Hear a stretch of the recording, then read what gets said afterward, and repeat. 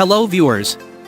Today, we'll show you how to custom submit a self-billed e-invoice through cash book entry using SQL accounting software. This feature is especially useful when you need to custom submit the self-billed amount that is different from the actual accounting transaction amount. For example, we need to pay rent to our landlord of RM2000. However, we also personally bear an air conditioner repair cost of RM500. So when making the payment to the landlord, we will only pay RM1500. But from the e-invoice self-billing perspective, the rent received by the landlord is still RM2000. How do we submit a self-billed e-invoice for RM2000 rental received by the landlord instead of the net payment of RM1500 paid to him? Let's begin.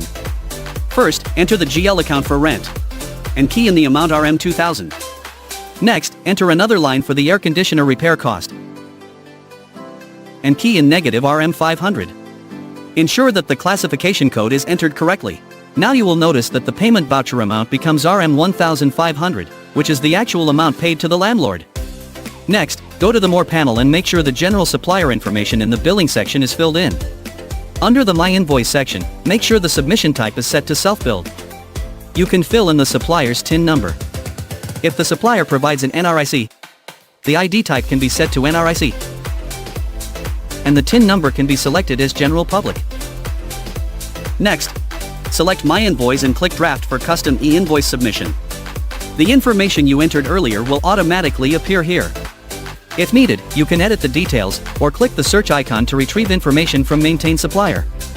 Next, review the line items. You will see two lines. The first line is Rent, RM2000. The second line is Repair, RM500. Since the amount we want to self-bill is only the rent RM2000, we can delete the second line.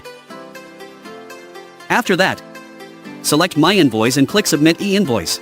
Once submitted, the self-billed e-invoice amount will be RM2000, while the actual payment made remains RM1500. And that's it.